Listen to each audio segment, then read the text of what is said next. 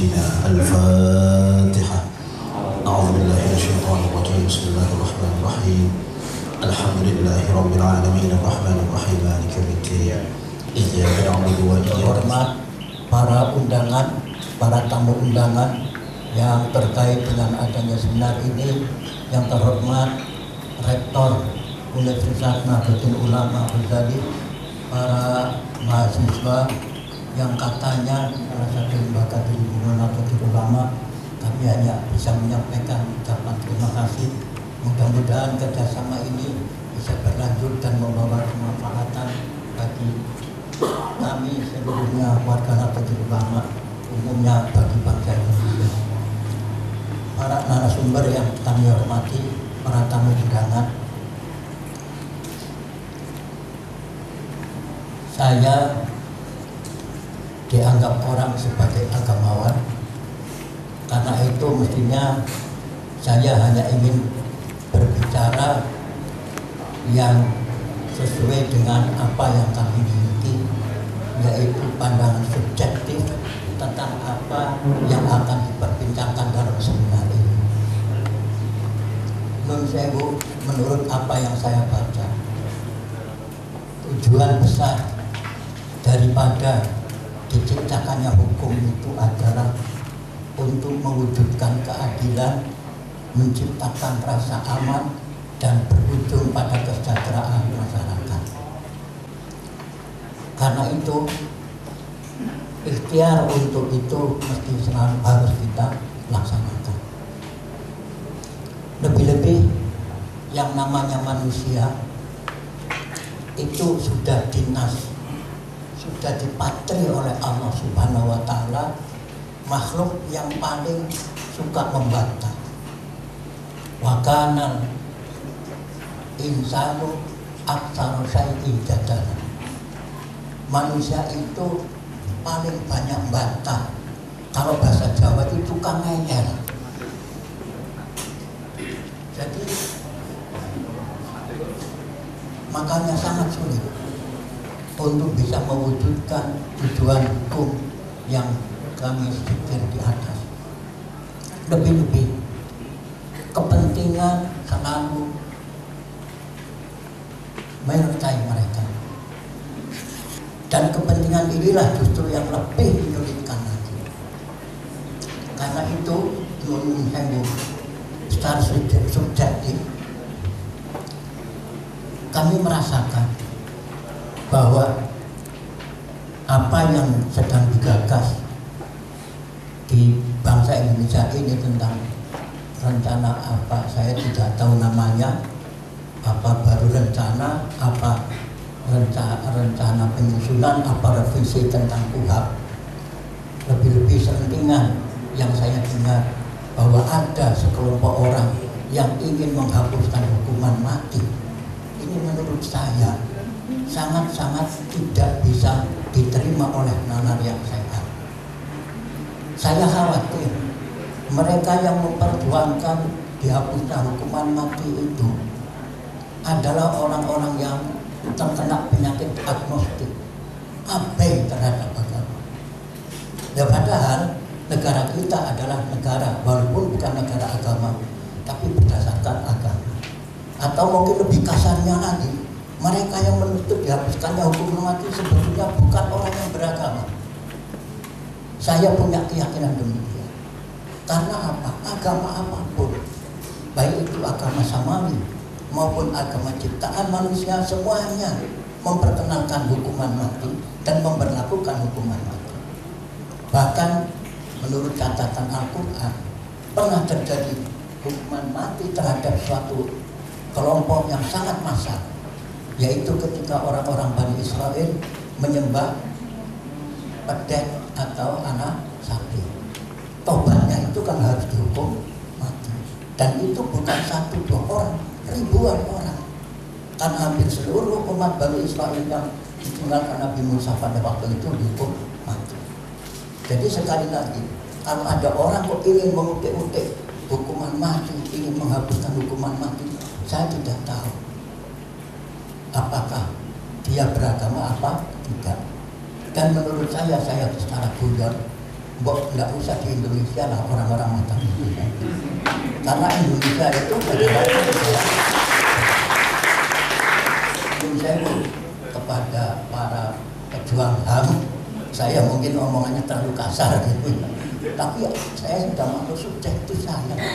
Kalau teman saya nggak tahu lah, tapi saya bahkan kadang-kadang nalar saya, pikiran nakal saya begini, nggak usah macam-macam. Itu para pejuang yang ingin menghapuskan hukuman mati satu saat dicoba oleh Tuhan. Orang yang paling dikasihi, apakah itu istri kalau pejuang HAM itu laki-laki, apakah itu suami kalau pejuang HAM itu perempuan, apakah anak, apakah orang tuanya, dibunuh orang dengan cara yang sadis di hadapan matanya. Saya ingin tahu bagaimana reaksi orang ini. Apakah akan ayam-ayam saja? Apakah ini juga membalas orang yang membunuh keluarga yang dikasihnya itu? Kalau ayam-ayam saja, oh ya sudah, namanya peri kemanusiaannya sudah mati orang yang ini. Nah kalau ingin membalas, oh berarti penghapusan hukuman mati itu hanya untuk gagah-gagahan saja, supaya dianggap orang yang paling berperi kemanusiaan. Itu yang pertama. Lalu yang kedua, karena menyangkut masalah daerah kami sendiri, Cilacap, dijadikan tempat untuk eksekusi karena mati. Terus terang saya sering bertanya-tanya, apa orang nanggung liane gitu. Loh enggak, masalahnya non sewu. Nusa Kambangan dari Cilacap itu kan sangat dekat, Pak. Orang yang kuat berenang dari pantai Cilacap sampai ke pantai Nusa Kambangan kuat, Pak. Tanpa pakai pelampung, langsung kuat. Jadi artinya apa? Sama saja dengan di daerah pemukiman. Nah, apa kurang pulau-pulau di Indonesia yang katanya ribuan ini yang bisa dipakai untuk tempat eksekusi pidana mati yang tidak terlalu dekat dengan masyarakat? Nggak usah jauh-jauh lagi. Salah satu kepulauan Seribu kan ada pulau yang kosong. Boleh di situ lah ya. Tapi ya itu pikiran saya ya, tidak ada. Karena saya pikir dampaknya ya ada lah. Ya ada. Jadi monggo kepada para ahli, saya ingin titip itulah. Mungkin kembali kepada kalau ada orang yang mengusulkan penghapusan hukuman mati, saya akan matur sama pengurus besar saya, anggota dewan yang setuju dengan penghapusan hukuman mati itu supaya diawetkan saja oleh partai. Itu bagaimana sih dia masalah soal apa terlaksana apa tidak sih urusan, tapi ikhtiar itu mesti harus kita laksanakan. Dan terakhir saya sampaikan terima kasih yang sebesar-besarnya kepada teman-teman di lembaga penyuluhan dan panduan hukum Nahdlatul Ulama. Hanya saja perlu disadari bahwa kalau rencana panjenengan, ikhtiar panjenengan dengan mengadakan seminar ini berhasil, itu yang punya nama bukan panjenengan, bukan teman-teman di LPBHMI, tapi yang punya nama adalah saya sebagai pengurus cabang. Nah, karena itu sebelumnya saya terima kasih, dan itu memang rasanya kok hal yang biasa. Jadi jangan ngiri panjenengan. Nanti kalau panjenengan di pengurus cabang kan panjenengan juga merasakan. Maka benar sekali peribahasa orang Medan, kerbau punya susu, sapi punya nama. Di Medan kan peternakan kerbau diambil susunya, orang Medan tetap mengatakan ini susu sapi. Jadi yang punya susu itu kerbau, tapi yang punya nama sapi. Demikian kurang lebih, mudah-mudahan seminar ini bisa berlanjut dengan lancar dan membawa dampak yang maslahat bagi kita semua. Assalamualaikum warahmatullahi wabarakatuh. Waalaikumsalam. La haula wala quwwata illa billah ma ba'da. Janabal muhtaramin wal mukarramin, para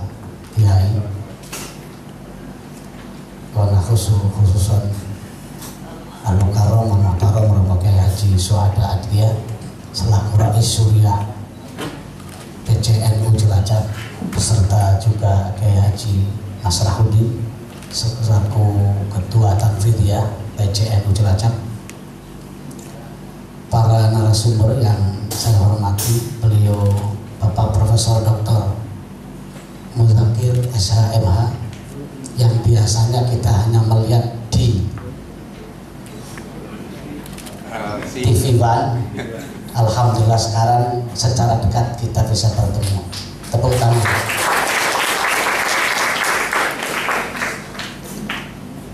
Al-Mukarram akhirnya Dr. Sastro Al-Atai, ini teman akrab buat kita semua, bahkan sudah pernah ke sini tapi dalam rangka bukan seminar tapi gelar.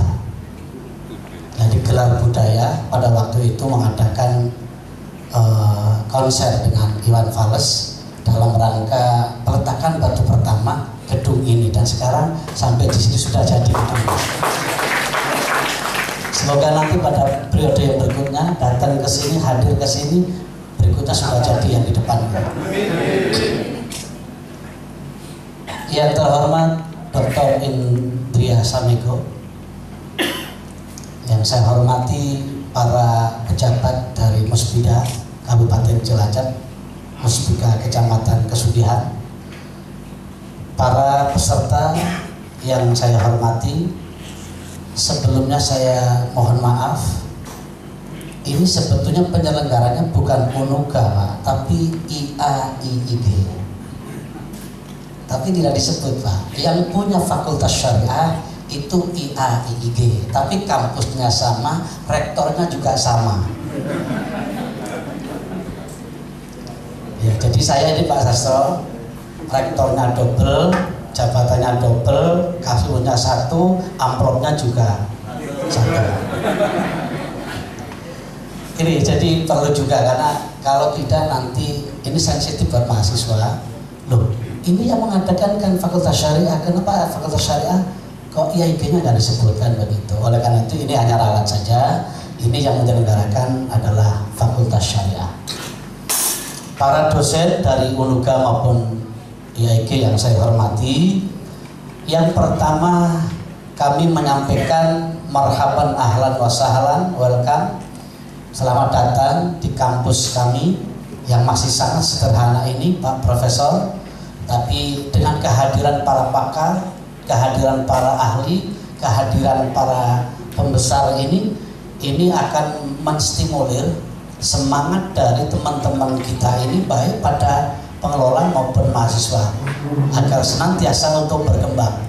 Terus terang, diadakannya seminar eksekusi terpidana mati ini bukan hanya ingin mengangkat diskursus ini Pak Kiai, tetapi IAIIG yang punya fakultas syariah, yang awal berdirinya IAIIG ini dulu fakultas syariah termasuk salah satunya adalah yang favorit dulunya, tapi sampai detik ini belum memiliki LKBH atau lembaga konsultasi dan bantuan hukum. Ini kepengen dengan adanya ini menjadi embrio agar fakultas ini nantinya akan memiliki lembaga bantuan hukum atau lembaga konsultasi dan bantuan hukum, sehingga ini akan memperluas networking, akan memperluas juga cakrawala pemikiran para mahasiswa juga para dosen. Oleh karena itu semoga dengan kehadiran para pakar hukum di sini ini akan bisa mengupdate ya fakultas syariah ini. Para narasumber yang saya hormati, saya tidak akan masuk pada materi karena sudah disampaikan oleh keynote speaker, itu beliau Bapak Kiai Haji Suhada Adria sudah pada porsinya, saya pikir untuk berbicara hukum, ada kepedulian. Oleh karena itu sekali lagi saya menyampaikan atas nama Institut Agama Islam Imam Ghazali sekaligus UNUGA menyampaikan terima kasih atas kerjasama Lembaga Bantuan Hukum NU dengan Fakultas Syariah, dan juga atas berkenan ini para narasumber hadir di kampus kami. Semoga ini akan bisa berkelanjutan pada masa-masa yang akan datang. Tidak hanya berhenti sampai di sini, tapi dalam berbagai aspek pengembangan atau dinamika hukum di Indonesia, semoga Fakultas Syariah ini akan senantiasa terlibat di dalamnya. Karena kita harus mengakui bahwa syariah atau syariah al-Islamiyah adalah bagian dari subsistem hukum yang berada di Indonesia. Mau tidak mau, ketika kita berbicara hukum positif di Indonesia, mau tidak mau ruhnya diantaranya adalah syariah. Saya pikir itu, oleh karena itu ketika Fakultas Syariah mengadakan acara semacam ini saya pikir link atau ada match dengan Fakultas Syariah. Ibu bapak yang saya hormati, ini karena sudah teman-teman sudah tidak tahan lagi kepengen mendengarkan para narasumber, terutama ini Bapak Pak Mudzakkir yang begitu semangat ketika di ILC misalnya. Saya sangat suka cara berpikirnya kepada beliau ini. Alhamdulillah, semoga nanti UNUGA IAIG ini ketularan semua. Ini nantinya akan banyak kader-kader kami yang bisa sampai S3-nya, sampai profesor seperti Bapak. Terus terang saja, ini baru akan memulai. Kalau S2 hampir rata-rata hampir semuanya sudah S2, tinggal S3-nya satu persatu. Kebetulan putra beliau Pak Kesuada adalah S3 juga dari sini, tapi belum selesai, masih di Lille, Prancis. Doakan semoga berhasil dan akan ikut mewarnai cara berpikir atau pola pikir bagi UNUGA dan IAIG ini. Terima kasih dari kami sekali lagi. Terima kasih kepada bapak-bapak narasumber, Pak Sastro, jangan bosen. Ini masih banyak rerumputan di sini. Insya Allah nanti satu saat akan ditanami gedung seperti ini. Mohon doa restunya. Konon katanya ini tahun ini akan dimulai. Ya kapannya saya nggak ngerti gitu. Tapi tahun ini insya Allah, entah yang ada di sebelah kami atau di sebelah ini, insya Allah akan segera dimulai. Karena sudah tidak cukup lagi kami mengelola 16 program studi dengan lokal hanya satu ini, tentu saja tidak cukup. Tapi insya Allah lahan yang tersedia ini masih cukup untuk 4 unit seperti ini. Mohon doa restunya, semoga bisa dikabulkan oleh Allah Subhanahu wa Ta'ala. Sekali lagi kami sampaikan terima kasih. Barangkali di sana sini masih banyak kekurangan, mohon maaf. Dan dengan mengucapkan Bismillahirrahmanirrahim, seminar nasional dengan tema eksekusi mati, terpidana mati dalam perspektif agama, hukum, dan politik kebijakan negara, saya nyatakan dibuka. Terima kasih. Kurang lebihnya mohon maaf. Wallahul muwaffiq ila aqwamit thoriq. Wassalamualaikum warahmatullahi wabarakatuh.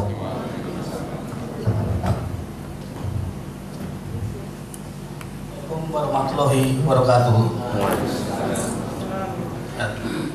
Saya ucapkan selamat datang pada narasumber Pak Dr. Sastro maupun Pak Profesor Mudzakkir dalam acara studi. Dan terima kasih dan hadir semua yang saya hormati di sini, dari pimpinan universitas, rektor UNUGA, dan dari peserta seminar dari lingkungan Muspida dan juga lingkungan mahasiswa maupun hadir semua di sini. Saya di sini akan memandu istilahnya menjadi moderator dalam acara seminar nasional ini. Di sini dari seminar nasional insya Allah IAIG Cilacap bersama dengan LBHNU mencoba akan membahas, mendiskusikan ya berita semua dengan menghadirkan 2 narasumber. Di sini pertama saya perkenalkan dari salah satu narasumber dari Universitas Islam Indonesia. Di sini beliau adalah Dr. Mudzakkir SMH, gitu ya. Dan beliau sudah profesor, cuma Di sini kalau Indonesia masih doktor ya, nanti aja udah resmi, baru udah resmi kan gitu ya Pak ya. Kemudian narasumber yang kedua adalah Bapak Kiai Dr. Hartawi Al Sastro. Ini saya baru bertemu dengan beliau, saya lihat kan di TV aja gitu ya. Beliau berdua ini kita lihatnya di layar televisi. Hukuman mati Indonesia itu kalau sebentar saya akan buatkan bahwa sejarah di dalam perundang-undangan hukuman mati itu diakui di Indonesia dari mulai kemerdekaan yang kemudian kita ngaku dalam KUHP itu di pasal 10 ada, dan tata cara pelaksananya berubah-ubah. Komitmen untuk mengakui hukuman pada mati menjadi salah satu jenis pidana kita sudah nggak ada masalah. Cuma yang berubah adalah cara pelaksananya, cara eksekusinya ada perubahan. Di dalam KUHP di dalam pasal 11 bahwa cara pelaksanaan pidana mati awalnya setelah kita merdeka itu dengan cara digantung. Apa pidana mati itu mesti harus kalau sudah dieksekusi, kalau sudah diikrah, kalau sudah ada putusan ikrah, atau harus mesti dieksekusi, harus dilaksanakan. Ini akan jadi problematis juga. Karena kita ingat bahwa dalam dari aspek Islam, hukum Islam itu di negara seperti Arab Saudi yang sering kita juga dengar, orang meskipun sudah dijatuhi pidana mati masih bisa dimaafkan asal dia membayar diat, denda gitu ya kalau cara Pak ya. Nah ini berarti kan suatu yang sudah divonis mati pun sebenarnya tidak harus dieksekusi, tergantung ada yang itu. Dan kita pun kalau ada TKI kita yang kena pidana mati di sana, kita pun akan beramai-ramai juga mengikuti bagaimana kita ikut urunan kan untuk bisa membantu membayar diat. Jadi nanti untuk aplikasi di Indonesia bagaimana mungkin akan lebih lanjut dibahas oleh Pak Astro juga, ini juga ahli dalam hukum Islam, juga Pak Tubuh Syakir. Saya kira pengantar saya seperti itu. Untuk selanjutnya mungkin kesempatan pertama untuk memaparkan dan menjelaskan masalah eksekusi pidana mati ataupun yang berkaitan pidana mati ada oleh Pak Dr. Musyakir. Untuk waktu saya serahkan, mungkin bisa memaparkan untuk saatnya sekitar ya maksimal 30 menit Pak. Terima kasih. Bismillahirrahmanirrahim. Alhamdulillahirrahmanirrahim. Saya diberi kepercayaan untuk ini dan kita semuanya sekarang lagi dalam keadaan sehat walafiat, dan insya Allah kita membahas sesuatu yang sangat penting sekali karena itu menyangkut kehidupan manusia. Nah, dalam kasus yang tadi saya jelaskan, Bapak dan Ibu sekalian, pada saat pengujian materi tersebut, ini luar biasa pengalaman saya pada saat itu. Kami harus mencari ahli-ahli hukum pidana Indonesia yang setuju dengan pidana mati, yang setuju dengan pidana mati. Ternyata saya telepon dari Sabang sampai Merauke, sebagian besar diantaranya adalah mereka menolak pidana mati. Saya terpaksa harus menyeleksi satu persatu, ya siapa yang setuju pidana mati. Akhirnya saya dapat ketemu dari Universitas Sumatera Utara, ya. Terus ada yang dari UNER dan seterusnya. Begitu sampai udah dibawa ke Jakarta untuk tampil besok harinya, malam kami harus diskusi mendalam mengenai hal itu. Ketika dia bertanya, Pak Mujadir, iya besok lawan kita siapa ahlinya? Saya diam nggak ngomong, udahlah nggak usah lawannya, kita nggak usah bicara lawan kita. Mereka mau ngajuin banyak juga sih, 4 orang, kami 4 orang, mereka juga 4 orang. Jadi begini saja, nggak usah bertanya siapa dia. Tapi malam-malam bertanya juga. Pokoknya harus dijawab dulu Pak, lawan kita siapa? Nah, ini yang menjadi berat saya. Lawan kita adalah dosen-dosen kita. Sebut satu persatu, ini. Pak, saya mau pulang, nggak mau saya. Kenapa? Bagaimana kamu berbeda pendapat dengan dosen? Kami harus menjelaskan lagi. Dosen itu bangga kalau muridnya itu lebih pintar daripada dosennya. Setidak-tidaknya dia berargumen lebih lengkap. Saya yakin kita tidak akan kuat kepada dosen karena ruang kebebasan berpendapat itu ada. Jadi kalau Anda berargumen begini. Jadi kalau Anda berani berargumen lebih daripada beliau-beliau ini, mereka pasti akan senang. Akhirnya kami deskripsi, dosen A ini ngomongnya begini, argumennya begini, serangannya nanti di sini. Dosen B ngomongnya begini, ini serangannya di sini. Pendek kata kita ambil 1 atau 2 dosen yang harus pro sama kita. Dan yang terakhir ini nggak bisa diubah karena keyakinan agamanya. Bagi agama mereka, pidana mati tolak, karena memang bukan karena dia kajian ilmiah, tapi lebih pada keyakinan agama. Ini nggak usah ditarget, yang ditarget 3 orang ini. Yang paling punya potensial kedua, Anda nanti serang di sini, serang di sini. Alhamdulillah ketika dijebak dengan pertanyaan-pertanyaan itu, dan terakhir, kalau seperti itu saya setuju. Dicatat Bapak Aki, setuju dia. Akhirnya kesimpulan terakhir dari ahli itu adalah kami dapat 6, mereka dapat, pemohon itu adalah dapat 2. Jadi akhirnya Mahkamah Konstitusi menyetujui. Ini pengalaman saya pribadi yang ternyata dalam dunia akademik itu juga banyak pendapat, tapi paling banyak mereka mendasarkan adalah hak asasi manusia, dan hak asasi manusia adalah instrumen internasional. Itu saja. Ini yang menjadi menarik. Tapi kita punya Undang-Undang Dasar 45, yakni pasal 28J yang memungkinkan adanya pidana mati di situ, asalkan kekuatannya letaknya pada undang-undang. Yang menjadi pertanyaan kita adalah bagaimana itu mengancamkan pidana mati. Ini yang menjadi masalah baru menurut saya. Pidana mati sudah oke ya. Sekarang diuji di Mahkamah Konstitusi ternyata itu adalah konstitusional. Pertanyaan kedua adalah kapan itu diancam pidana mati. Ini agak berat juga saya berdiskusi mengenai ini, karena rekan-rekan kami dari Nahdlatul Ulama membuat fatwa bahwa setuju pidana mati terhadap tindak pidana korupsi. Saya mau bertanya, tindak pidana korupsi yang mana yang diajukan pidana mati? Dia nggak pakai rekomendasinya open. Ini tadi saya katakan, jangan open. Mati itu tanggung jawab kita di hadapan Tuhan. Kalau kita setuju pidana mati, kita tanggung jawab terhadap Tuhan. Terhadap mana itu penting. Sekarang korupsi yang mana yang bisa diancam pidana mati? Wah, kita tidak sampai sejauh itu kekeliruan kita dalam membuat fatwa. Kalau membuat fatwa harus ada syarat di situ. Coba bayangkan, korupsi itu yang mana? Korupsi itu kan dari nyuap yang kecil-kecil puluhan ribu sampai 20.000, 50.000, sampai nyuap yang paling gede-gede itu. Apa yang 50.000 pakai pidana mati? Ya nggak boleh lah Pak, tapi lisensinya korupsi pidana mati. Ternyata kekeliruan. Jadi ini catatan buat teman-teman yang berpartisipasi dalam dunia akademik, terutama dari kalangan Nahdliyin itu. Coba kalau misalnya berfatwa harus ada syaratnya, supaya kami jelas begitu.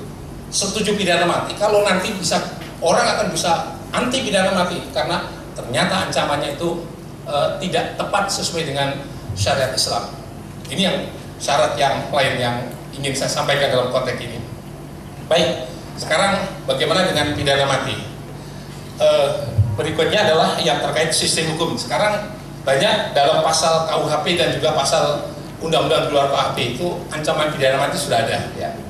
Tapi termasuk saya juga mengkaji di dalam pasal-pasal di luar KUHP, terutama kalau dalam KUHP itu sangat konkret ya, sangat konkret dalam arti kata instrumen hukumnya itu tidak bertentangan dengan hukum Islam, hukum syariat.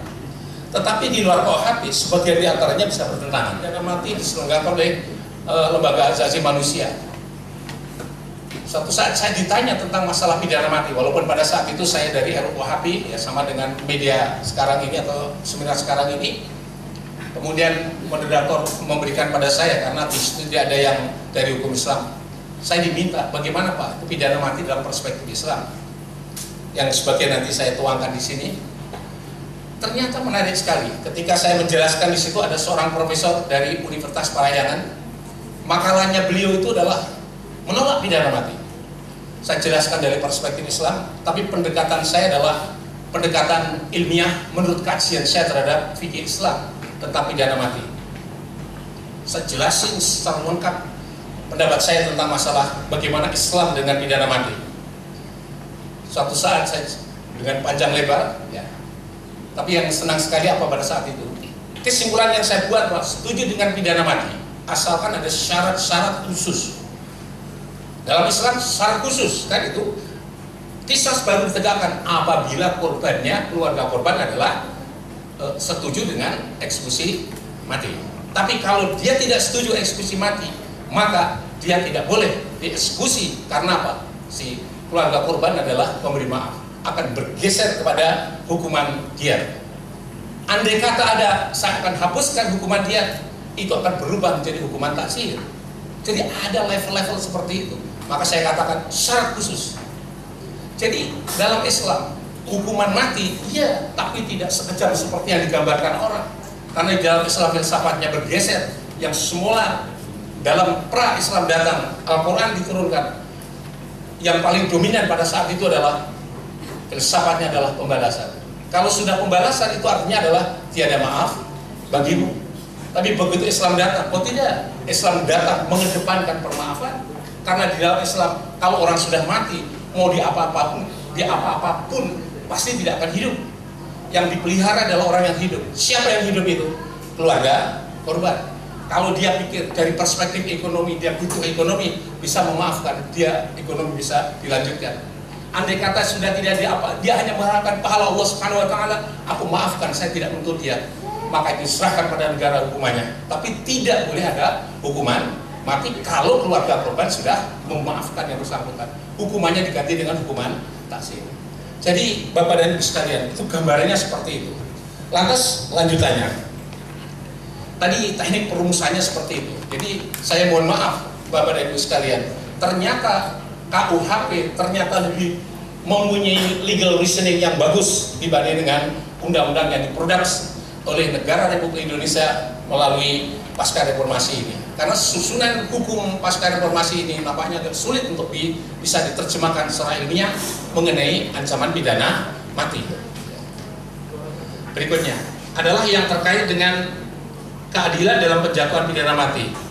Ini satu sisi yang lain, bahwa kebanyakan mereka yang berpendapat bahwa tentang masalah pidana mati, lanjut Mas, tentang keadilan dalam penjatuhan pidana mati.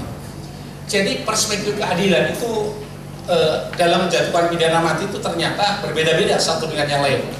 Kadang-kadang ada teknik-teknik tertentu untuk mendukung pidana mati, yang mendukung pidana mati. Di satu sisi ada untuk menolak pidana mati. Yang paling banyak menolak itu umumnya selalu nyatanya adalah hak asasi manusia. Ini yang agak bingung saya. Kenapa hak asasi manusia terhadap terpidana mati? Itu yang dipersoalkan. Kemudian bergeser kepada tidak ada lisensi negara untuk mencabut nyawa orang. Saya tidak setuju di situ. Allah pun telah melisensi kepada manusia untuk menjatuhkan pidana mati. Yang punya nyawa, yang punya manusia, yang punya nyawa ini adalah Allah. Allah sudah melisensi, tapi manusia nggak ada negara untuk melakukan perampasan nyawa orang atau pidana mati di situ. Hidup dan mati di tangan Tuhan, tapi tidak dengan proses manusia, dan negara tidak boleh memberi lisensi untuk memberi pidana mati.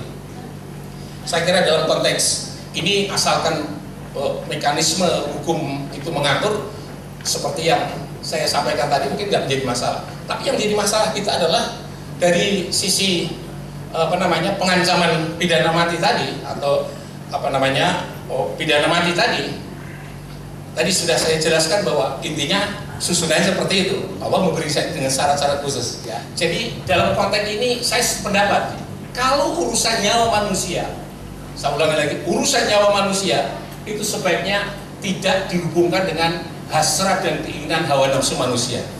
Harus dilepaskan dari kepentingan manusia, tetapi kita kembali pada kepentingan yang punya nyawa manusia. Selagi yang punya, kalau itu diserahkan kepada manusia, ini masalahnya adalah terlalu, tadi sependapat saya bahwa kalau itu diserahkan pada manusia, manusia itu memang punya hawa nafsu, dan salah satu hawa nafsu yang gemar adalah melakukan pembalasan, dan pembalasan itu yang paling berat memuaskan orang adalah apabila orang itu dihukum mati. Itu pembalasannya begitu. Kalau tidak dihukum mati, dia cari cara bagaimana dia mematikan orang itu. Ini yang menurut saya, kalau kita lihat mengekspos itu hanya semata-mata karena manusia, pandangan manusia semata, itu seperti itu. Karena akhirnya hukum tunduk pada pandangan manusia. Dalam hal kita berbicara tentang hukum yang esensial seperti pidana mati dan tindak pidana yang bisa diancam pidana mati, sebaiknya kita harus melepaskan dari kepentingan kita. Melepaskan dari kepentingan manusia, kita turunkan kepentingan nilai-nilai ketuhanan di dalam proses ini. Jadi tidak berharga.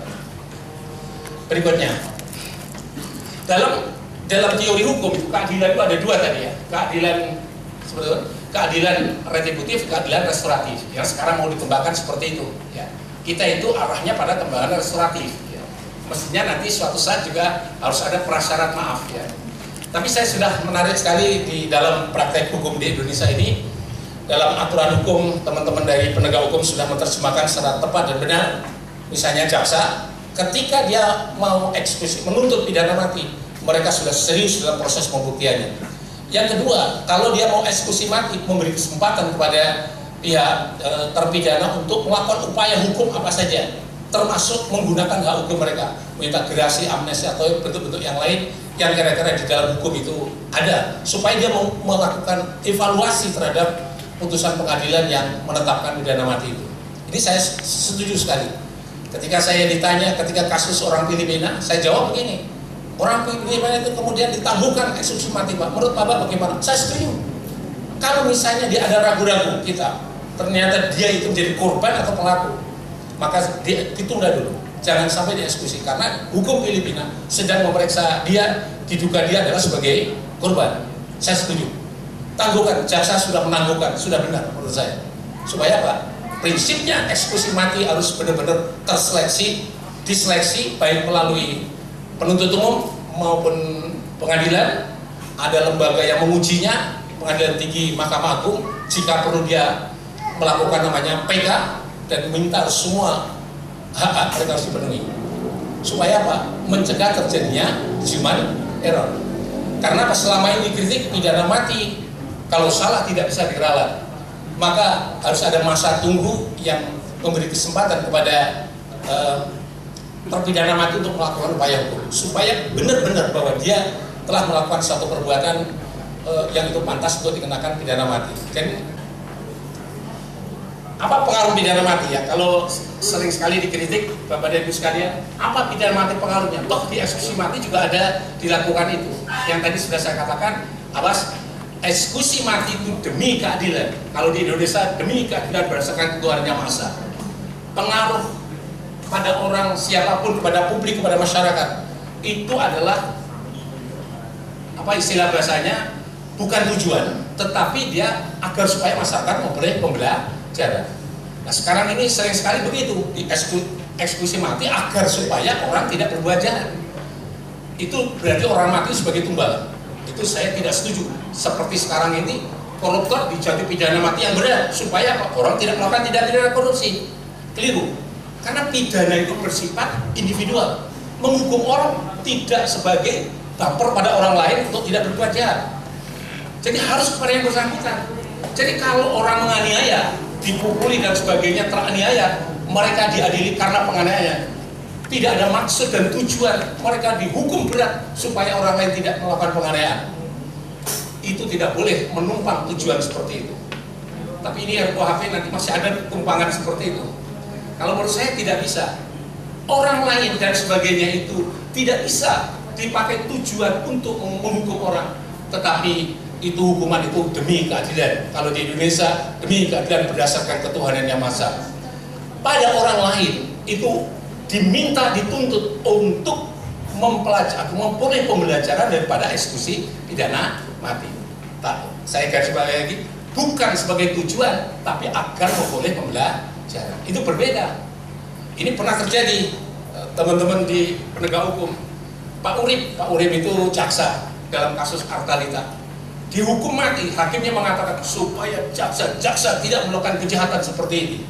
Saya protes. Pak Urip berbuat jahat, dia dihukum karena kejahatannya. Tidak boleh dia dihukum supaya orang lain berbuat itu sehingga dia harus menderita, jadi bumper untuk orang lain. Tidak boleh. Maka saya katakan itu hukuman Pak Urip dari cacat. Karena apa? Dipakai untuk ngebuk orang lain. Keliru, saya bilang. Kalau misalnya jaksa orang lain yang baik-baik bisa memberi pembelajaran, itu urusan yang lain. Tapi jangan hakim memutus untuk kepentingan orang lain. Menghukum polisi berat misalnya begitu supaya polisi tidak berbuat jahat, itu tidak ada, karena hukuman hanya ditujukan kepada perbuatan. Asasnya kan begini, siapa yang berbuat dia harus bertanggung jawab, dan hukuman ditujukan karena perbuatannya, tidak boleh karena yang lain. Itu asas keadilan dalam hukum pidana. Nah sekarang tema-tema korupsi itu melenceng dari kaidah ini, sehingga hukuman itu harus berat, harus begini. Sebentar dulu, hukuman itu tetap adil, tapi adil proporsional dengan perbuatan yang dia lakukan. Jangan sampai hukuman korupsi yang ringan hantamnya supaya berat, supaya orang lain tidak berbuat korupsi. Itu salah. Yang istilah bahasa saya katakan menyalahgunakan pemidanan dalam aturan hukum pidana. Karena apa? Tidak ada kaidah yang menjelaskan demikian. Alim wal ulama, wabil khusus Ramadiyah Suhada selaku Rais Suriah Pengurus Cabang Nahdlatul Ulama beserta jajarannya Tanfidiyah dan Badan Otonom sekaligus Lajnah dan lembaga. Yang terhormat Bapak Profesor Dr. Mudakir selaku narasumber pada kesempatan siang hari ini, Bapak Rektor UNU dan IAIIG Institut Agama Islam Imam Ghazali ya Pak ya, bukan Institut Agama Insya Allah Islam bukan. Baik para hadirin sekalian, saya akan melihat persoalan hukuman mati dari perspektif kebudayaan dan agama. Jadi sejarah hukuman mati itu sejak manusia ini ada itu sebetulnya sudah ada hukuman mati. Dalam konteks Indonesia, Nusantara dulu, Indonesia kan lahirnya baru 45. Sebelum 45 kan nggak ada Indonesia, yang ada Nusantara. Jadi ini mengalami perkembangan terus. Kalau kita baca kitab-kitab yang lama, nanti akan saya sebutkan bahwasanya hukuman mati itu dari segi kultur sejak zaman abad sebelum Masehi sampai Indonesia merdeka, janda di Indonesia itu pada prinsipnya adalah menjadi untuk menegakkan keadilan, memberantas kejahatan dan upaya menegakkan nilai-nilai kemanusiaan dan hak hidup manusia. Semuanya begitu. Mulai dari utara Manawakanda, terus konsep Siri, konsep Kalingga Dharma Sastra dan lain sebagainya. Itu tujuannya untuk itu. Amanat Galunggung. Jadi untuk melindungi manusia, menegakkan keadilan dan hak hidup manusia. Kemudian ini juga mengalami kontroversi karena bentuknya yang berubah-ubah. Dari adat, dari waktu, dari budaya tertentu, dari fase sosial tertentu, hukumannya juga berubah. Gitu. Oke, terus Mas. Jadi dalam budaya Nusantara hukuman mati sudah dikenal sejak zaman undang-undang kerajaan, adat, petuah, cerita, legenda. Dan hukuman mati itu diberikan kepada pelaku kriminal berat, tindakan amoral dalam bentuk zina, ganggu rumah tangga orang, itu dianggap berat itu karena tuntutan moralnya luar biasa. Tindakan melecehkan martabat dan harga diri baik kelompok maupun individu seperti terlihat dalam budaya Carok dan Siri itu, serta tindakan yang mengancam eksistensi negara atau kelompok. Kalau dalam amanat Galunggung, orang yang merusak keratuan atau pakraman itu harus dihukum mati karena pakraman adalah simbol dari atau keratuan adalah simbol dari martabat kebudayaan, identitas kultural masyarakat Sunda. Oke, terus biar cepat. Nah, bentuknya juga macam-macam. Mulai hukum pincis, diceplok pakai alu. Nah, itu di Aceh dulu pakai begitu. Itu hukumannya begitu. Terus kemudian dipentang, yaitu keempatnya tangan kaki dua, terus ditarik pakai kuda ke 4 penjuru arah. Itu juga ada, gitu. Dipanah, ditombak, dimasukkan ke dalam binatang buas yang sedang lapar. Nah, itu bisa dibaca dalam Seracing ini, bisa dibaca dalam amanat Galunggung, bisa dibaca dalam kitab-kitab yang lama, yang itu mencerminkan hukuman mati dalam budaya masyarakat Nusantara. Oke. Nah, pada dasarnya hukuman mati dilakukan melalui 2 model dalam budaya Nusantara. Yang pertama dilakukan oleh negara atau kelompok adat yang punya otoritas untuk menjatuhkan sanksi hukuman mati, gitu. Jadi misalnya di situ dalam kitab Utara Manawakanda itu disebutkan bahwa orang yang melakukan kedustaan, yang melakukan penipuan itu boleh dilakukan hukuman mati karena itu membahayakan, dan yang berhak menjatuhkan hukuman mati itu adalah adat. Nah, kemudian di Undang-Undang Melayu, Undang-Undang Arupalata, dia juga menjatuhkan hukuman mati pada pemberontak negara. Di dalam Seracing ini disebutkan bahwa Sultan Agung menjatuhkan hukuman mati juga kepada lawan politiknya, dan itulah beberapa contoh-contoh. Yang kedua, pelaksanaan hukuman mati dilakukan oleh orang per orang atas prakasa individu. Dalam budayanya ada, misalnya budaya Siri di Bugis, orang yang tersinggung harga dirinya itu secara individu dicari aja langsung dibunuh, bentuk hukuman mati yang berdasarkan individu. Carok di Madura. Itu sebetulnya bentuk hukuman mati secara kultural. Yang itu pelaksananya, pelakunya ya individu. Tapi itu merasa tersinggung harga dirinya. Lebih baik apotek mata lebih baik apotek tulang daripada apotek mata. Gitu. Jadi lebih baik saya mati berkalang tanah daripada menanggung malu. Gitu. Jadi itu seperti cara pelakunya adalah individu-individu. Nah, pelaksanaan eksekusi mati biasanya dilakukan dalam tradisi maupun adat Nusantara di depan publik, baik carok, siri maupun yang digantung di alun-alun, dihukum picis, semuanya dilakukan di depan publik. Yang ini kalau menurut Pak Profesor Mudakir tadi sebetulnya menyalahi asas hukum pidana itu, karena dia kesannya jadi korban untuk membuat orang lain supaya tidak melakukan itu. Gitu. Oke, terus. Nah, sekarang dari perspektif agama-agama. Agama Buddha menolak hukuman mati ini. Gitu. Menolak hukuman mati. Dua alasan. Yang pertama, karena menurut agama Buddha, kita mengenal hukum karma. Jadi ngapain dihukum mati? Toh nanti dia akan menerima karmanya. Tetapi kalau ada orang dihukum mati, dia bisa menerima. Itu bagian dari wujud karma terhadap pelaku tindak kejahatan. Itu dari agama Buddha. Berikutnya, nah, agama Hindu. Agama Hindu mengalami kontroversi, gitu. Sebagian berpendapat hukuman mati itu tidak boleh, gitu. Ini berdasarkan kepada bab 257 Kitab Sakti Parwa, gitu ya. Di situ menceritakan perdebatan antara Prabu Dyumarsena dengan putranya, yang Prabu Dyumarsena itu waktu itu mau menghukum mati penjahat-penjahat untuk melindungi manusia yang hidup. Tetapi putranya menolak dengan alasan bahwa kalau Anda menghukum orang penjahat untuk dihukum mati, itu artinya sama dengan memperlakukan hal yang sama dengan yang dilakukan penjahat itu. Itu putranya dia yang bernama Satyawan itu melawan begitu. Makanya tidak boleh, biarkan saja. Nanti dia akan menerima karmanya juga. Gitu. Itu yang kelompok menolak hukuman mati. Pendapat yang setuju pada hukuman mati berdasarkan kitab Manawa Dharma Sastra pasal 74. Ini gara-gara diundang ini saya akhirnya buka kitab-kitab yang seperti itu dan nyari mana-mana itu untuk menjigeli yang kayak gitu. Dan saya pikir Pak, untuk syariat atau fakultas hukum perlu belajar yang gini-gini supaya produk hukum itu memiliki akar historis dan sosiologis sehingga kompatibel dengan konstruksi sosial masyarakat kita itu, gitu ya. Di sini dijelaskan bahwa hukuman mati itu dimungkinkan sebagai bentuk prayascita. Prayascita itu penyucian diri karena orang sudah melakukan kejahatan membunuh orang, maka dia harus menebus dosa, melakukan penyucian diri dengan upacara prayascita itu, upacara penebusan dosa, dan itu bisa dilakukan oleh negara terhadap dirinya melalui hukuman mati itu. Gitu.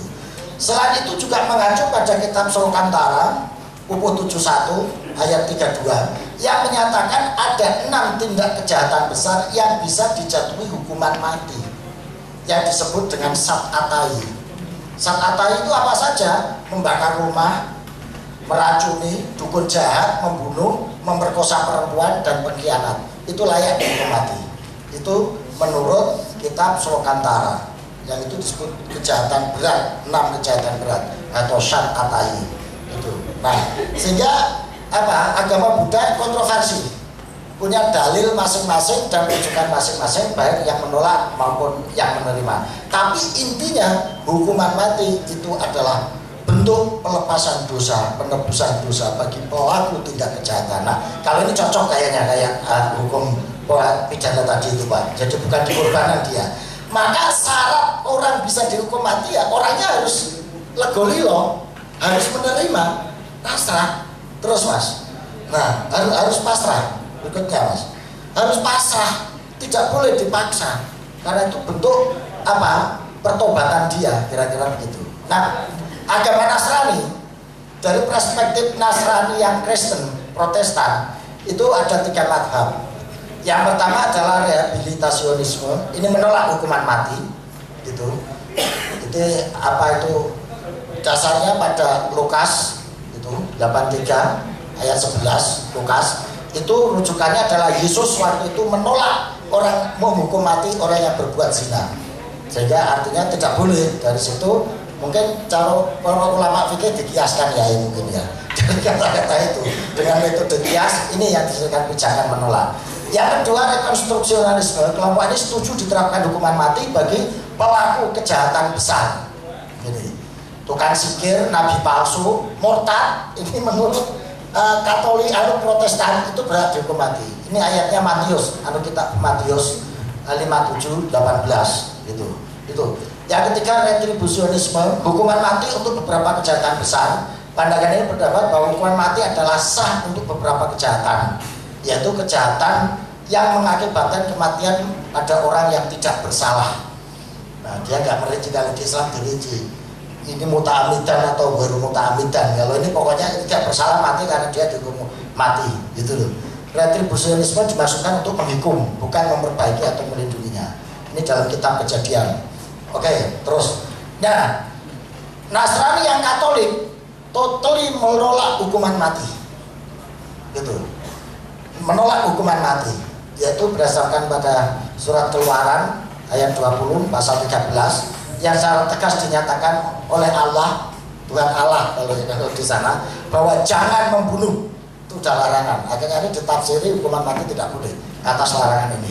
Juga Injil Matius 5:21 itu yang menyatakan bahwa ajaran Yesus menitik beratkan pada kasih. Jadi karena kasih maka tidak boleh membunuh. Jadi ini perspektifnya dari pelaku saja, nggak pada korban kayaknya.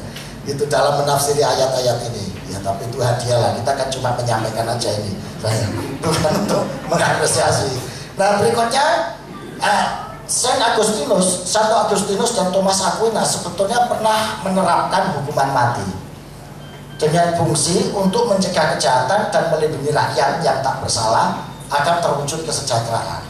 Tapi keputusan Santo Agustinus dan Thomas Aquinas ini kemudian dianulir dalam ensiklik Evangelium Vitae yang diterbitkan tahun 1995 oleh Paus Yohanes Paulus II, yang itu akhirnya meratifikasi, menganulir tentang hukuman mati, ya pelaksanaan hukuman mati. Ini yang ada di Nasrani. Ayo mas, cepet mas, biar waktunya pokoknya yang penting paham.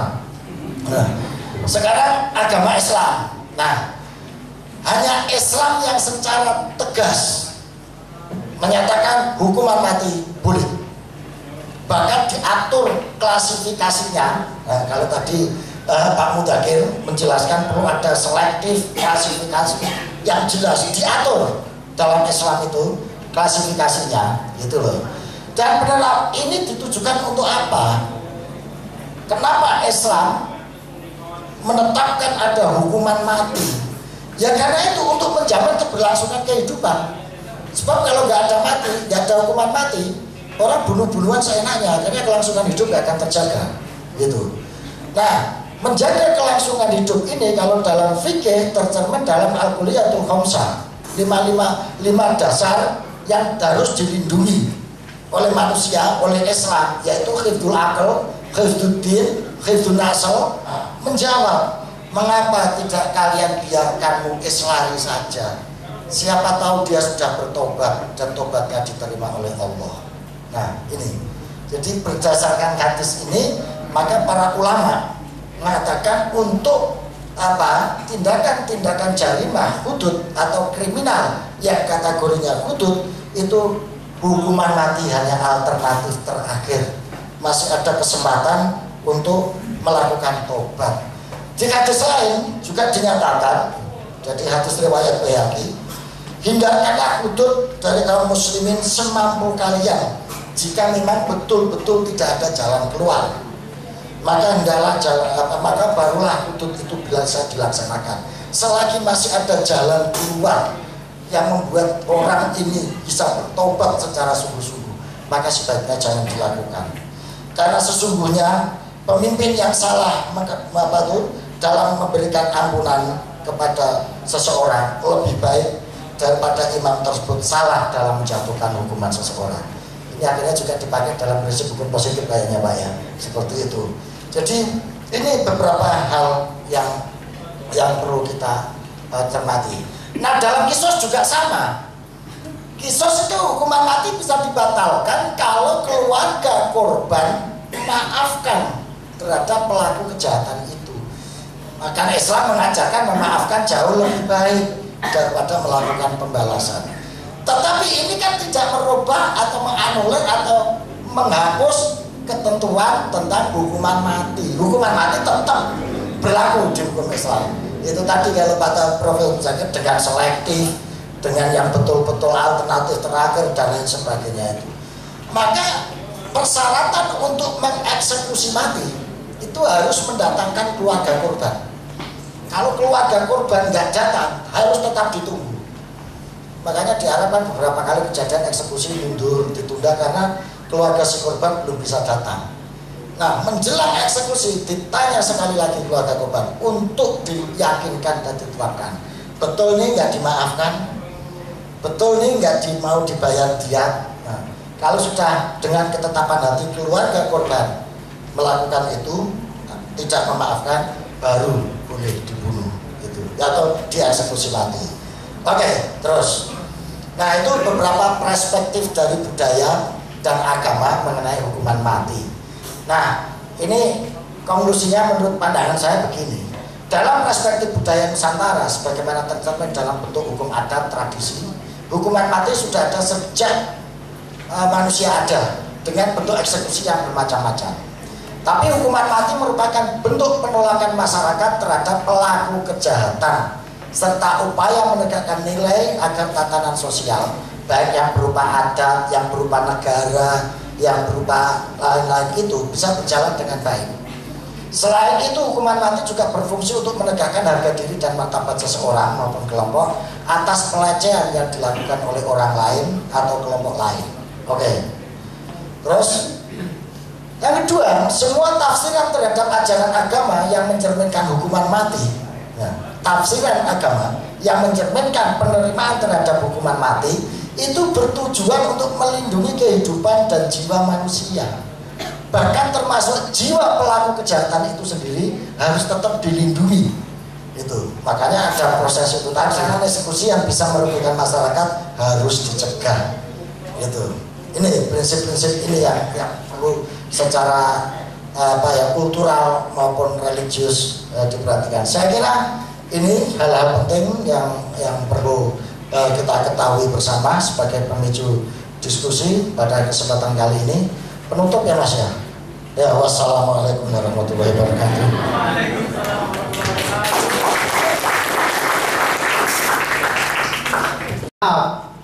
Tidak semua orang tahu bahwa ketika melakukan pelanggaran ini hukumannya ini soal-soalnya. Ini tentunya tidak menjadi, mohon maaf, efek jerah yang itu. Bukankah kemudian sosialisasi sukses ini menjadi bentuk antisipasi yang salah satunya saya kira positif. Terus yang kedua, konsekuensi logis selain persoalan-persoalan yang ada kemudian diputuskan melalui hukum, ada tidak upaya sistematis yang kemudian dibangun oleh kebijakan pemerintah. Lah, wilayah kebijakan pemerintah saya kira tidak pada persoalan hukum karena hukum sudah menjadi regulasi bagian dari pemerintah yang itu ahlinya. Tapi pemerintah mau tidak, setiap persoalan ini ada upaya sistematis yang memang pada wilayah ini akan menjadi gerakan bersama. Misal narkoba ini musuh bersama dan sebagainya. Kemudian terorisme menjadi musuh bersama, yang itu sistematis menjadi kebijakan pemerintah, bukan hanya larangan, bukan hanya dalam kata sanksi gitu. Terima kasih. Saya bertanya kepada dua narasumber dari Kang Sastro dan Pak. Saya mendengar penjelasan dari Pak Profesor tentang apa itu tentang apa pidana mati. Yang saya pahami tentang pidana mati memang setuju. Yang mungkin perlu dipelajari ini tentang tadi yang tentang apa, yang apa itu yang seperti yang ini namanya apa itu, teroris ya, yang teroris itu perlu dipelajari lagi atau dibidang lagi. Karena apa? Karena itu pendapat dari Imam Ghazali itu memang ada, seperti pendapat Imam Ghazali dan Imam Hanafi, bahwa membunuh orang Islam itu boleh. Itu contohnya pada kitab falsafatul tasri fil Islam, saya sudah lupa. Yang intinya seperti ini kayaknya. Jadi saya pernah baca tapi saya sudah lupa intinya. Intinya itu bahwa orang Islam ada yang ditawan oleh orang kufar. Tapi namanya saya lupa. Kemudian orang kufar itu menjadikan orang tawan Islam itu ikut berperang dengan orang Islam. Lah itu boleh dibunuh oleh prajurit Islam. Lah maksudnya seperti teroris tadi itu kan orang Islam.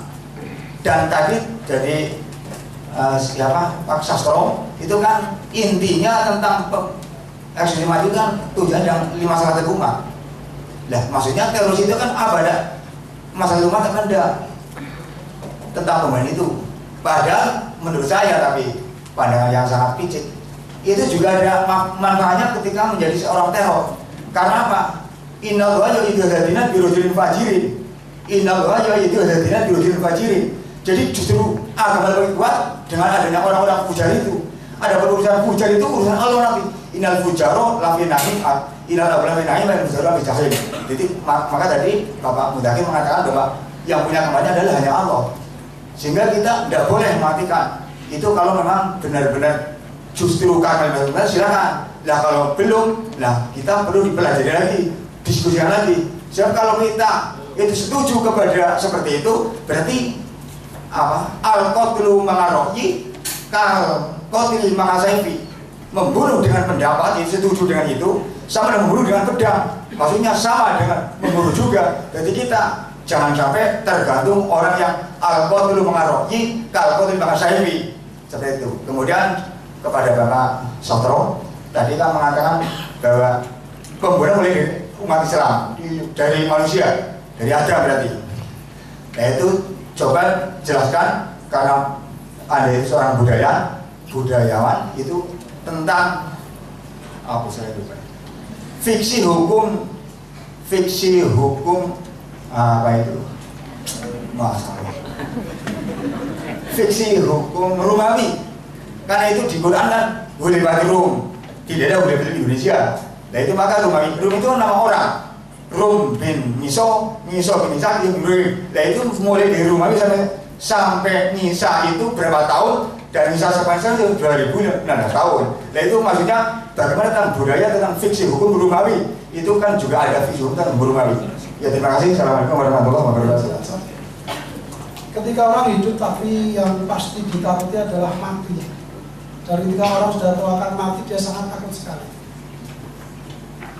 Kalau kita boleh memberikan satu masukan seandainya, karena undang-undang itu buatan manusia dan itu masih bisa berubah. Ketika ketakutan disimpulkan dalam satu kalimat yaitu mati, kita bisa menghaluskan bahasa. Bila memungkinkan dalam konstruksi hukum kita, undang-undang kita, kalimat mati berubah menjadi sesuatu yang lebih halus, sehingga ketika orang divonis mati, dia merasa nyaman menerimanya sebagai pertobatan. Kok memungkinkan nih Pak Profesor? Betul. Karena Indonesia kan suka sekali dengan eufemisme, penghalusan kalimat dan bahasa. Kalau memungkinkan, sehingga orang melaksanakan hukuman mati itu karena dia itu bertobat sebagai bagian dari hukuman, bukan pembalasan. Kok menawa Pak Profesor, ini ada penghalusan kalimat sehingga yang menerima hukuman tersebut tidak merasa bahwa dia itu terhukum. Yang kedua, perspektif hukuman mati kalau dilaksanakan dalam satu wilayah seperti di Cilacap. Kalau kita mengamati mempunyai dua sisi positif dan negatif. Positifnya secara ekonomi, hotel di Cilacap penuh. Alhamdulillah, okupansi hotelnya sampai 95%. Tetapi brand mereknya Cilacap itu menjadi kurang bagus. Karena Cilacap seolah menjadi daerah yang tidak bagus juga. Karena banyak korban-korban tewas di Cilacap. Teroris di Cilacap, narkoba di Cilacap, sebentar lagi pihak ketiga, gelombang ketiga di Cilacap juga. Perspektif ekonomi, pengusaha hotel senang. Wartawan datang, kemudian eksekutif dari Jakarta datang, tersorot oleh media internasional, Banser ikut demo, setuju. Positif, tetapi bagi kita yang berada di Cilacap, seolah orang Cilacap itu kurang positif. Mbok ya Pak Profesor ditempatkan di suatu wilayah yang tidak di Cilacap kalau memang negatif. Di mana lah negeri tak berantah, di Pulau Seribu atau di mana? Karena efek negatifnya New Zealand memang tidak kurang. Saya kepada Dr. Muzakir, efektifkah hukuman mati itu sendiri terhadap psikologis masyarakat di Indonesia? Sedangkan faktanya, survei yang dilakukan oleh Bapak Dr. Muzakir itu sendiri adalah mayoritas lebih banyak yang menolak hukuman mati itu sendiri. Itu yang pertama. Dan yang kedua, bagaimana citra wilayah Selatan bahkan Indonesia terhadap hukuman mati itu sendiri, dan bagaimana cara menanggapinya? Terima kasih. Itu insya Allah Pak, kalau itu udah betul-betul sebagai koruptor kelas kakap dihukum mati, kayaknya masyarakat setuju. Saya kan tanya dulu Kak Yudin, setuju nggak?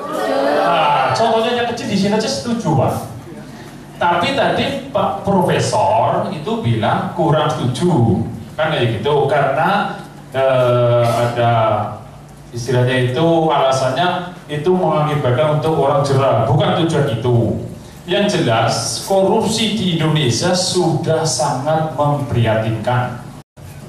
Karena Bapak kan tadi menentang harus ada gini-gini. Nah sekarang bagaimana caranya agar koruptor itu dihukum mati? Itu satu. Yang kedua begini, ini untuk hak asasi manusia, ya, Komnas HAM. Kita sering sekali, kita tahu di media massa, baik itu di televisi maupun di majalah atau koran, yang namanya Komnas HAM itu kalau ada orang meninggal itu pasti langsung menjual.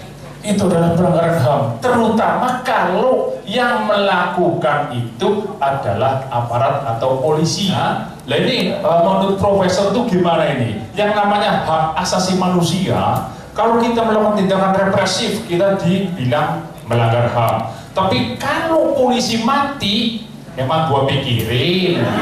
Itu jawabannya Pak. Dari tanggapan dari Bapak sekalian, nanti gesernya pelan. ini sesuatu yang menarik buat saya. Saya ingin sampaikan dari yang pertama tadi, itu hidup atau itu mati. Bahkan kadang-kadang hakim saya tanya, Bapak pernah menjatuhkan pidana mati? Pernah Pak? Saya gali lagi, apa itu yang mendasari pidana mati? Yang penting ada dalam undang-undang mati, jaksa menuntut mati. Saya mengajar viktimologi pada saat itu di Universitas Pajajaran. Pesertanya itu hakim-hakim, jaksa, sebagian ada polisi, dan tentu saja publik, advokat dan sebagainya. Salah satu di antara tema dalam konteks itu saya menjelaskan tentang aspek viktimologi dalam konteks hukum pidana. Ketika saya mulai berbicara tentang filsafat keadilan dalam hukum pidana, filsafat restoratif justice, filsafat retributif dan sebagainya, baru mereka mengerti bahwa loh, selama ini saya menjatuhkan pidana mati, kami itu gemetar badan saya, 2 hari 2 malam nggak bisa tidur, kadang-kadang sulit tidur. Karena apa? Merasa saya berdosa menjatuhkan pidana mati. Karena apa? Karena saya mendasarkan hanya kepada teks undang-undang yang tidak mengerti jiwa daripada undang-undang itu, dan tidak menjiwai sanksi pidana mati dalam konteks itu apa. Pandai menggali seperti itu, ada juga yang tidak. Itu benar. Nah, saya ingin sampaikan dalam konteks itu, semestinya bagaimana dia menjatuhkan pidana mati. Ya, kalau menurut pendapat saya, memang mereka hakim itu jangan dibekali semata-mata dengan undang-undang saja, tapi juga dibekali ilmu pengetahuan, terutama yang paling penting dalam konteks adalah filsafat dan asas-asas hukum yang mendalam. Pasti teks hukum yang ada. Ya, jadi jangankan kok yang itu kok sampai Utara Manowo Kondo, Kaligadra, Sastra dan lain sebagainya. Situasi penjara aja nggak dibaca, situasi kehidupan korban aja dia nggak tahu, yang bisa menimbulkan empati. Dan menurut saya ini penting. Di samping tadi Prof. Muzakir mengusulkan adanya mereka supaya bisa empati, bisa memiliki perspektif yang seimbang, betul-betul di tengah. Karena kalau kata Nabi, hakim itu separuh kakinya di neraka, separuh kakinya di surga. Itu sehingga dulu di tengah itu biasa sedikit cekur kan, gitu. Maka menurut saya pepatah, pewarah, ngeluri-ngeluri ajaran leluhur, baik yang berupa apa yang tertulis dalam beberapa kitab, babat, serap dan lain sebagainya, itu mesti niti sastro, niti projo, niti sutruti, itu semuanya adalah apa? Etika-etika, ajaran-ajaran yang terkait dengan bagaimana seorang birokrat, termasuk di situ adalah seorang hakim pamreh projo dalam menjalankan amanatnya. Selamat siang pemirsa, kali ini saya sudah bersama dengan Profesor Dr. Muzakir SHMA. Beliau adalah Guru Besar Universitas Islam Indonesia dan juga Dr. Sastro Al-Ratawi, seorang budayawan dan juga Ketua Lesumi. Kali ini kita akan mengadakan konferensi pers terkait dengan seminar yang sudah dilaksanakan tadi, yaitu terkait dengan eksekusi terpidana mati dalam perspektif agama, hukum, dan juga politik kebijakan publik. Untuk lebih jelasnya, kita akan mewawancari beliau-beliau ini. Nanti dari para teman-teman juga boleh mengajukan pertanyaan. Oke, assalamualaikum Bapak semuanya. Waalaikumsalam. Alhamdulillah, baik-baik. Oke, tadi Bapak sudah menyampaikan tentang eksekusi terpidana mati sesuai dengan bidang Bapak masing-masing.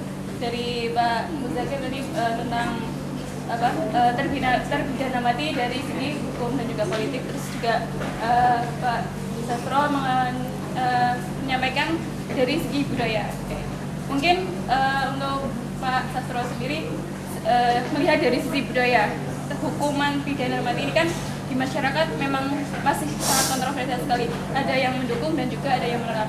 Menurut Bapak sebaiknya masyarakat ataupun mungkin lebih spesifiknya lagi mahasiswa, peran mahasiswa mungkin apakah diperlukan untuk setidaknya dalam bidang hukum ini, terutama karena ini diselenggarakan oleh Fakultas Syariah bidang hukum, apa sih yang sekiranya bisa membantu kita mungkin supaya masyarakat itu tidak bingung tentang hukuman mati? Ya, peran mahasiswa yang bisa dilakukan adalah memberikan sosialisasi dan penjelasan kepada masyarakat tentang posisi dari dan fungsi dari hukuman mati ini, baik secara hukum maupun dari perspektif budaya. Tapi dari segi semuanya itu, baik dari agama, budaya, hukum, dan lain sebagainya, kalau kita tinjau, intinya hukuman mati ini kan merupakan suatu upaya untuk menjaga keberlangsungan hidup ini supaya bisa tetap berjalan dengan baik, tidak terjadi kejahatan, tidak terjadi perusakan, tidak terjadi pembunuhan yang bisa mengganggu mekanisme kehidupan, sehingga seluruh sistem sosial, sistem budaya ini bisa berjalan dengan baik. Yang kalau dalam bahasa agamanya kan disebut dengan maslahatil aman, ya, atau dalam bahasa budayanya ya untuk njejekno kahanan tatanan supaya iso mujudake tata tentrem titira harja. Maka ukuran untuk pidana mati itu ya itu, gitu loh. Satu maslahah, dua membangun masyarakat yang titi tentrem titira harja. Itu satu. Yang kedua, dari segi pelaksanaannya pun harus tetap berpacu pada dua hal ini, gitu loh.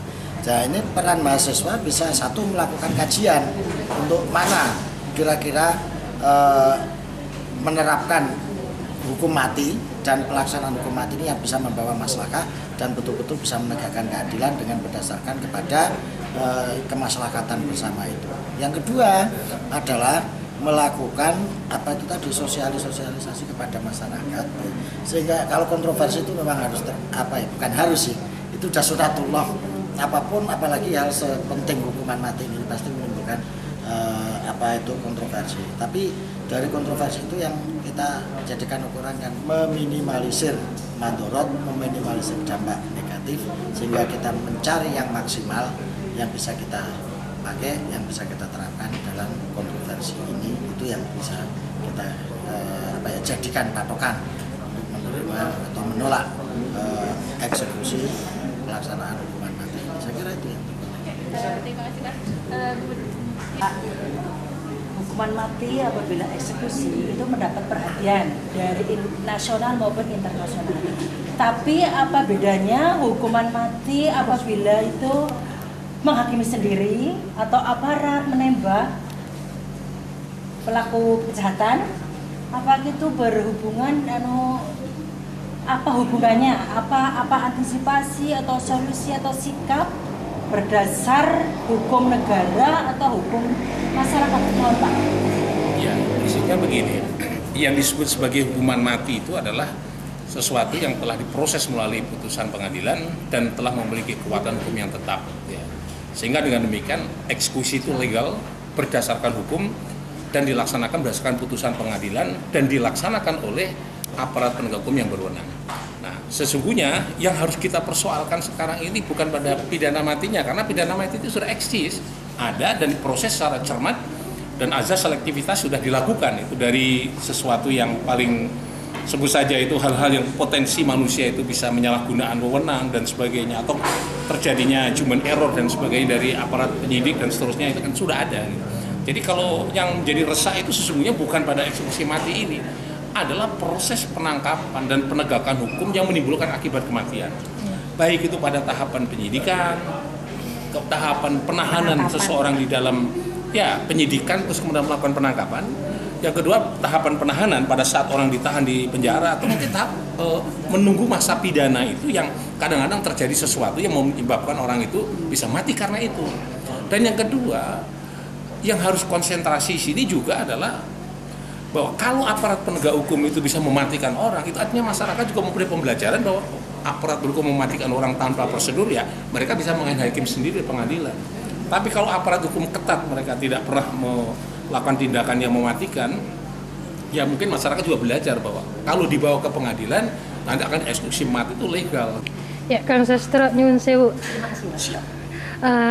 Bila mana nih teng khususnya teng duniawi nggih hukuman mati bisa dihapuskan mboten?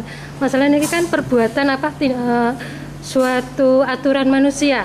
Kinten-kinten sakit mboten dihapuskan hukuman mati, atau mungkin penjara seumur hidup, contohnya seperti itu. Ngeten, Mbak. Nggih. Menawi sampun dipun dados ketentuanipun Gusti, ajaran agami nggih mboten saged kados teng Islam.